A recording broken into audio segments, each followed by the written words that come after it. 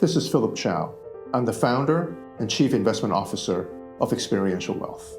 Although the Federal Reserve is not the world central bank, what Federal Reserve does has tremendous impact because US dollar is a reserve currency.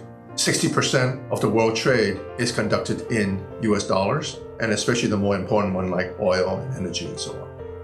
So when US dollar is used as the medium of exchange globally, and interest rate is going up very quickly in the US, makes US dollar a very strong currency, which may be good for us because for every dollar that we spend, we can buy more goods and services from overseas.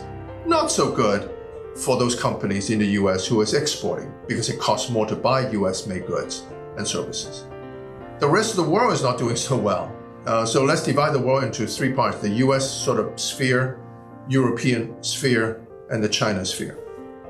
So the European sphere has only got one thing going on: Russia invasion of Ukraine.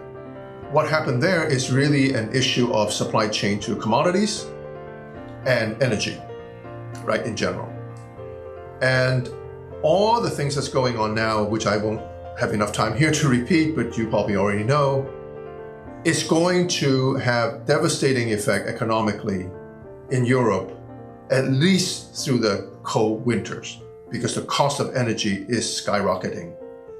And when we spend all that money on energy, we won't have any money to spend anywhere else. So the OECD and the IMF/World Bank are all predicting a much, much, much slower growth in Europe.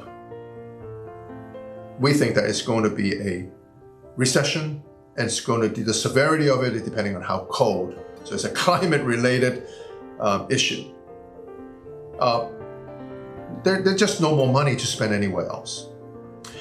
Then at the same time, Europe is also facing high inflation. That means they are raising interest rate, which will dampen the economy even more. So it's almost double whammy in this case. So it's not very good from an economic standpoint moving forward at this point for Europe or pan-Europe. UK is sort of a poster child for what has gone wrong. And that's pretty obvious that they are also facing inflation, and also they are facing energy crisis. Asia, China, the COVID zero policy is making a recovery that much slower. And so if China is going to be slow, the entire Asia is going to be slow because everybody is selling to China or buying from China. And that is going to have an impact. So globally, the economy is synchronized in slowing for different reasons, but all at the same time.